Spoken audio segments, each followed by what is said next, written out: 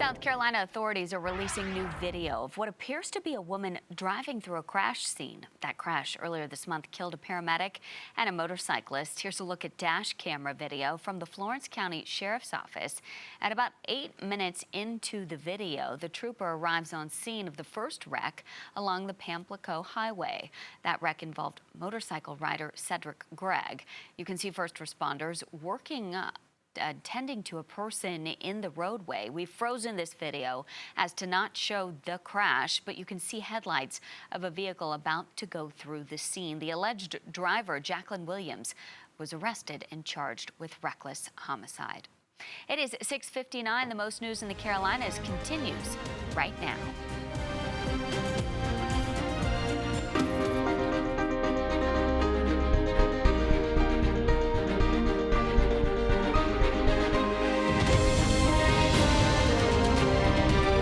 Queen City News starts now.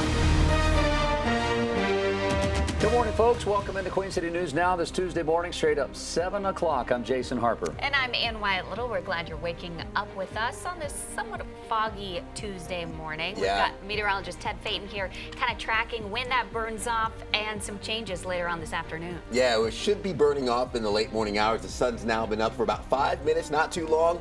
Should get rid of the fog and some of the low-lying cloud will cover over the next few hours for some sunshine before the afternoon and evening storms come into play. And a cold front is kind of pushing that in, but it's not going to feel that cold. Yeah, cold front, but relatively speaking, because it's not going to bump the temperatures down. It's just going to dry us out, which we know the dry air kind of warms up a lot more significantly than wet air, which is why we're still going to stay the same.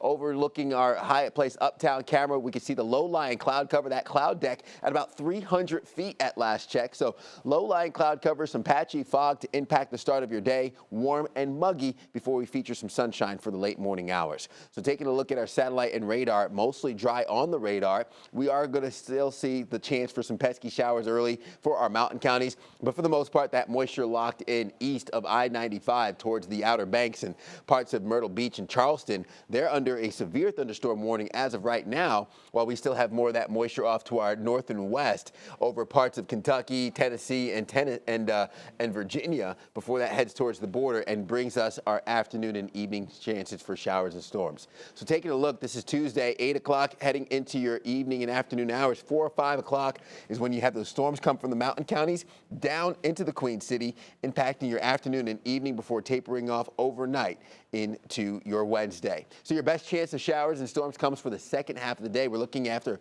4 o'clock today. That's where you're going to want to definitely have your umbrella for your evening commute coming home from work. I do think we stay dry as kids come home from school a little bit later on. Taking a look at your forecast, upper 80s with afternoon showers and storms, southwest winds 3 to 8 miles per hour, partly cloudy skies that come into play midday, and then we have some dry, seasonable conditions for the rest of the work week before the storm chances come back as we head into the weekend. So a bit of an active pattern takes hold starting on Saturday. We'll break more of that down, but talk about that bus stop forecast coming up here in just a few minutes. Guys? All right, thank you, Ted. We're following a pretty serious crash this morning. You're looking live at 485 near Pineville, where a deadly crash is under investigation. This is near the 77 interchange. You can see State Highway Patrol troopers are out there trying to work traffic around. We do see an 18-wheeler there. This is near the Nations Ford Bridge. You can see only the left lane is open until further notice, so one lane of traffic is getting by, but this will likely be a problem spot for quite some time this morning. We do know, if we can go to the speed maps here, that traffic is jammed from at least Johnston Road. We're also seeing a lot of drivers exit at South Boulevard. You're looking live now at Independence Boulevard. This is from our tower camera near Sharon Amity Road. Another big problem spot that we're working with this morning. Inbound Independence is jammed because of a crash that our camera can't catch just around the bend here. It's between Eastway Drive and Briar Creek Road. Central Avenue and Monroe Road are better options if you've got the chance to get off and hop on one of those. Now we are to Lake Wylie, where we're seeing major backups again this morning on Highway 49. And most of this is because of school traffic at Palisades Park Elementary and Palisades High.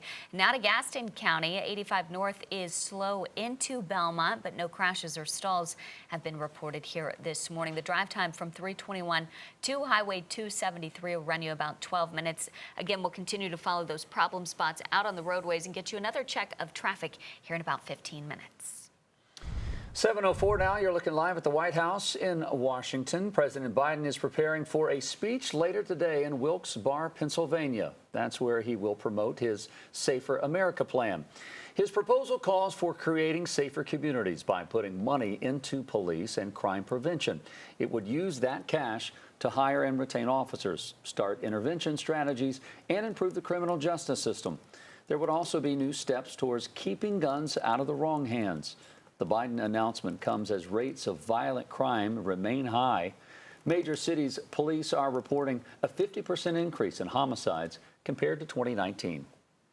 A recent Associated Press article at University of Chicago poll finds 71% of Americans support stricter gun laws. And that includes about half of all Republicans backing new gun measures. North Carolina General Assembly debates over guns are heating up after a series of deadly U.S. mass shootings. Queen City News reporter Savannah Rudisell is live in Uptown with the fight over gun control. Good morning, Savannah. Good morning, Jason and Wyatt. We saw how the events of Uvalde and Buffalo were able to bring about bipartisan support for new gun measures. However, in Raleigh, lawmakers are still not able to come to any kind of agreement on the topic. One of the big sticking points that we've seen through the past legislative session was developing red flag laws. Now, these red flag laws would allow a judge to order temporarily removing someone's weapon from them if they pose a threat to either themselves or others. Now, in the most recent session, Republicans refused to take up any kind of bill that Democrats had filed to create a red flag law.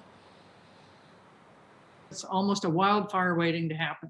We need to give people some peace of mind that there are things we can do and we can protect more people than we are. All you do is you disarm those who are law-abiding citizens, making them easier targets. 19 states have their own version of red flag laws, and the proposal in North Carolina goes a little bit farther than some. It allows family members, partners, and healthcare providers to petition a court to take away someone's weapon, not just law enforcement.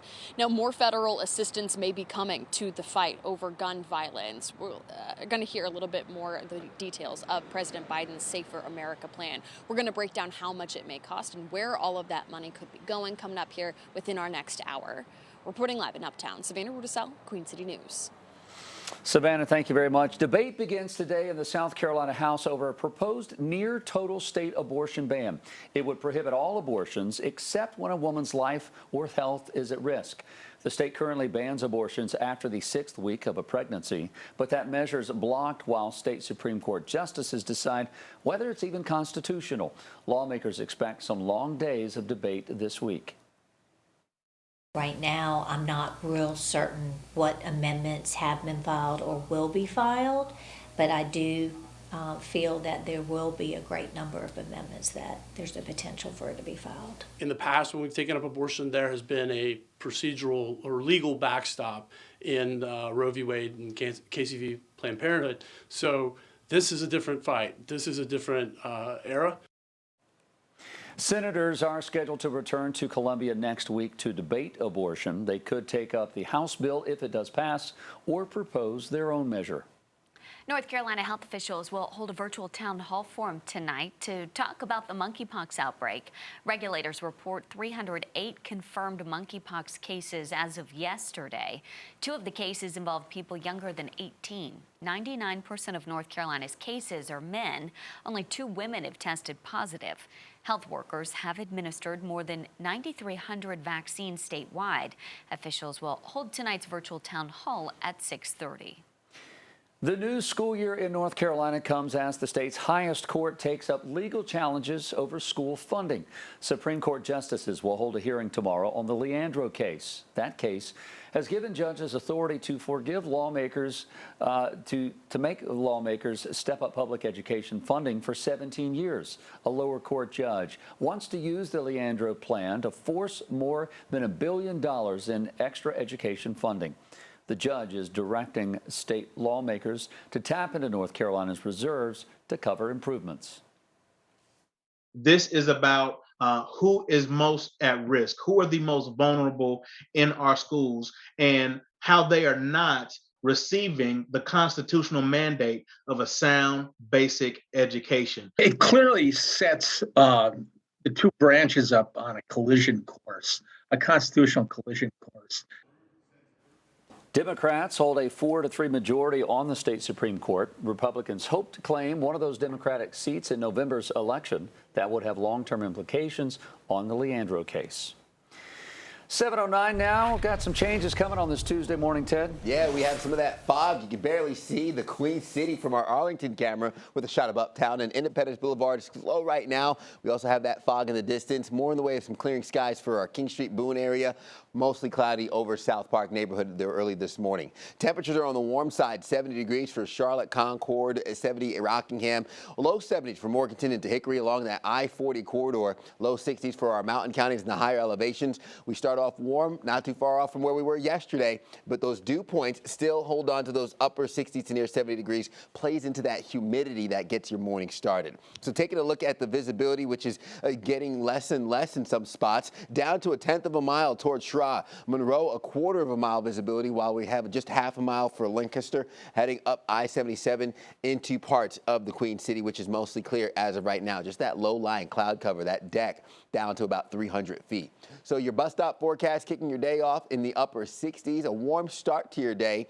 We will be a little bit more on the hot and humid side later on this afternoon. Highs getting into the upper 80s, near 90 degrees, but I think the kids come home from the bus stop with about 88 degrees before those showers and storms really start to generate and pop for the second half of the day. So whether it be recess or after school, taking the kids to the playground, we're going to be holding on to the upper 80s, near 90 degrees with a 6 o'clock hour, mid 80s, and then those showers and storms impact your evening commute and your dinner time. We'll time them out for you here coming up in the next 10 minutes. Guys?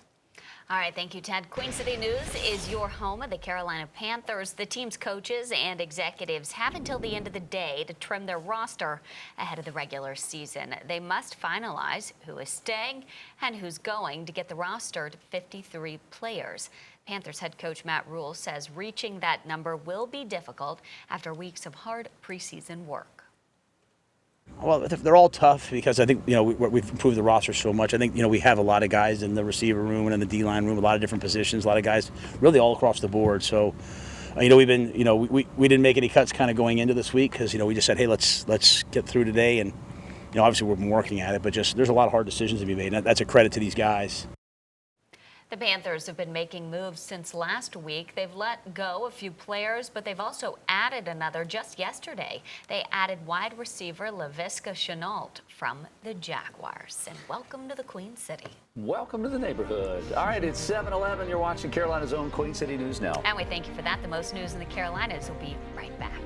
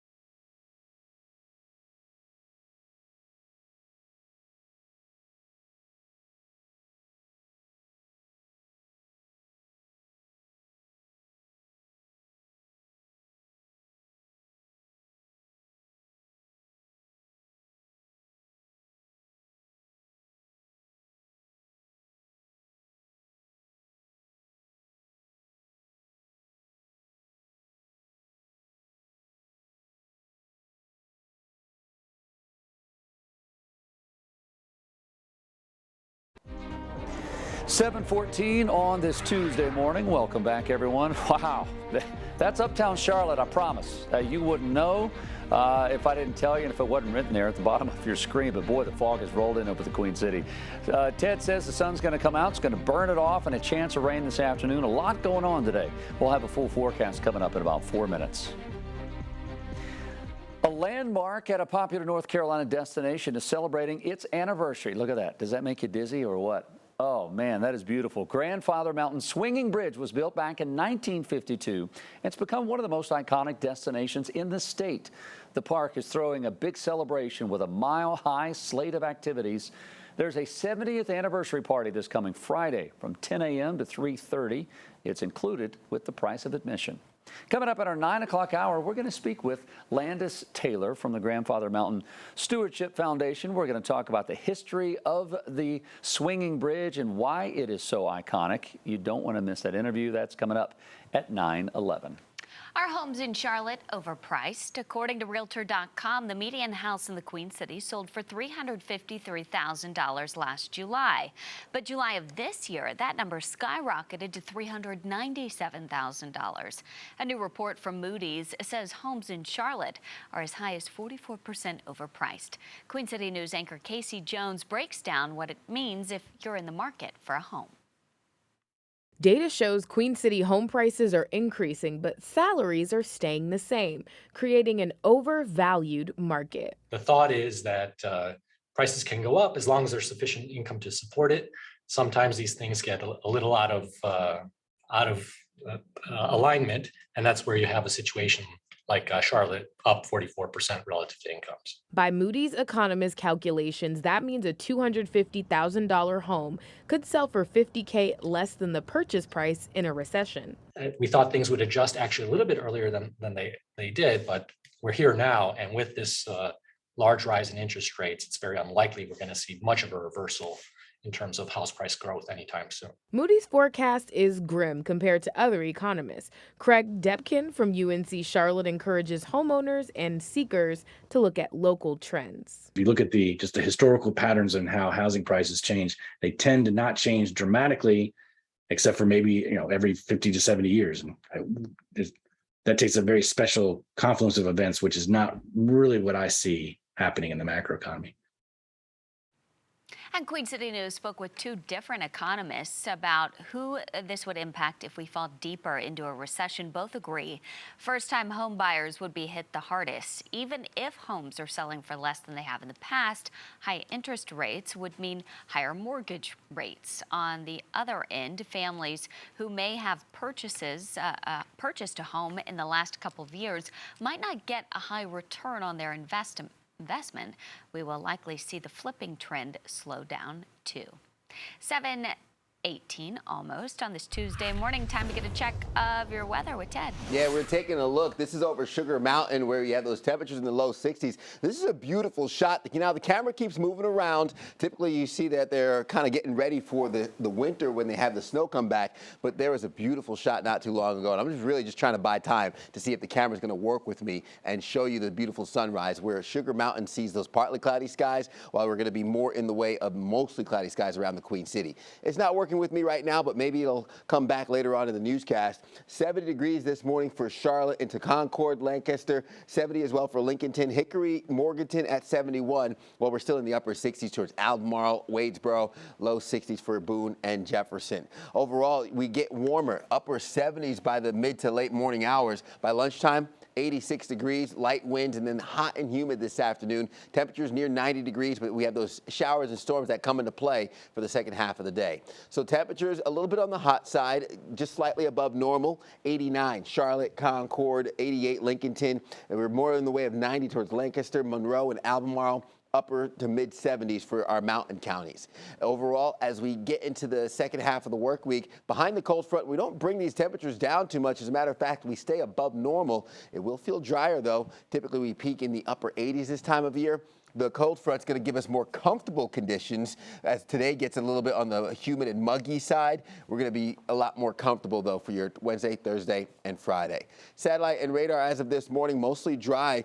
But as we put the clock into motion, we have the showers and storms start in our mountain counties. This is about 3 o'clock. And then for the evening, 7, 8 o'clock, we have those storms impact the Queen City, Gastonia, up through Concord into Salisbury, and tapers off this evening, with Wednesday bringing some dry conditions for the start of the second half of the work week. So definitely going to be more comfortable in terms of the feels like temperatures, and then those rain chances take a break before they resurge this weekend. Taking a quick look at the tropics, we have a 50 to 80% chance of development for this disturbance out over the central Atlantic. That's heading towards the Leeward Islands, moving west at about 6 miles per hour. And we also have another disturbance for the far eastern Atlantic, 20 to 40% chance of becoming another named system. So we're looking at upper 80s, overnight lows in the upper 60s, leveling off near 90 degrees heading into the weekend, with storm chances coming back and those temperatures settling in the upper 80s. Guys? All right, Ted, thank you so much. 7:20 now. We've got some issues happening out on the roadways. We need to take a look at your pinpoint traffic. This is a live look right now at the scene of a deadly crash on 485. This is on the inner loop of 485 near Pineville. This is just before the major I-77 interchange. State troopers who are investigating the cause of the crash say it could be at least another hour before all lanes are open. You can see that one lane on right next to the wall there. That left lane is the only one open as you are making your way from the east side of Charlotte over towards 77. In the meantime, we are seeing a major backup on 485 inner, so avoid the stretch if you can. This is backing up all the way to 521 there, Johnston Road towards Lancaster Highway. Keep in mind that north of 485, there's very heavy traffic on Park Road because of students arriving at South Meck High School.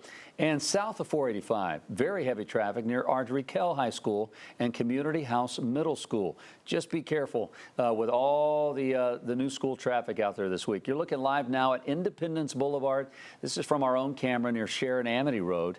Inbound traffic jammed because of a crash that's just around the bend at the top of your screen there. The crash is near the exit to Eastway Drive. It's also causing inbound Albemarle Road to back up from Central Avenue. We're going to take another look at traffic coming up in the next 15 minutes. In the meantime, you're watching Carolina's own Queen City News. Now, look at this beautiful shot above the clouds. Hope you're having a good start to your Tuesday. We'll be back.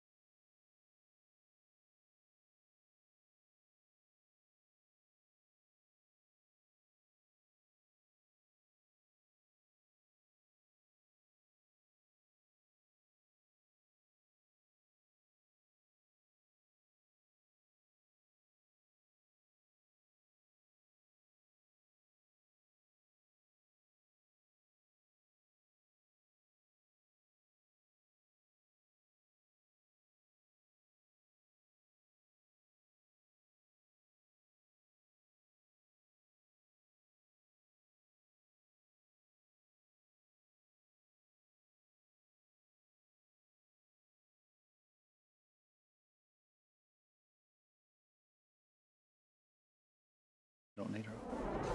7:25 now. Scientists predict a massive ice sheet in Greenland will raise sea levels by nearly a foot by the year 2100. According to the study, the melting is driven by human-caused climate change. It's forecasted the global sea level will rise by more than 10 inches, which is twice as much as previously predicted. Yeah, this is concerning. Scientists say 3.3% of Greenland's ice sheet will melt, which is the equivalent of 110 trillion tons of ice.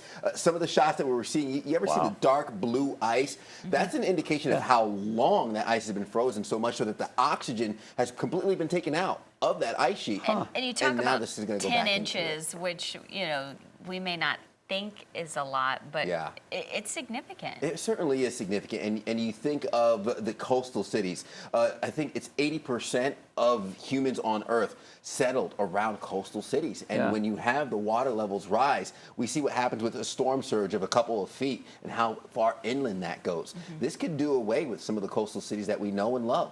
I think we just assume 10 inches, oh, there's plenty of room, it'll just spread out. That's the problem. Yeah. It will spread out, but that changes the whole life of the ecosystem that's down below. And I mean, it just affects everything. Yeah, it's going to have impacts on not just what's under the water, but really those folks on land. And it's something to watch. And we all like to look at the ocean from some spots like the beach, which is a great time to be at the beach this time of year. Unfortunately, we need to keep that in mind when we think about climate change. So staying safe in the sun is a good reminder for anyone planning to celebrate National Beach Day, which is today. This is a live look over at Myrtle Beach, where we want to preserve and enjoy the sand between our toes. Absolutely. I think the three of us would look quite nice in some chairs, right? Somewhere in the middle. Yeah, you know what? I think they're out there on the beach for us. We just got to open them up. You know what, Ted? I would set it up for you and Jason. I appreciate that. Y'all bring the cooler. I get the chairs. And I'll bring the umbrella, not just for the shade, but for those storm chances that come into play later on today. If you're by the beach or close to home, maybe you're throwing some hot dogs or burgers on the grill.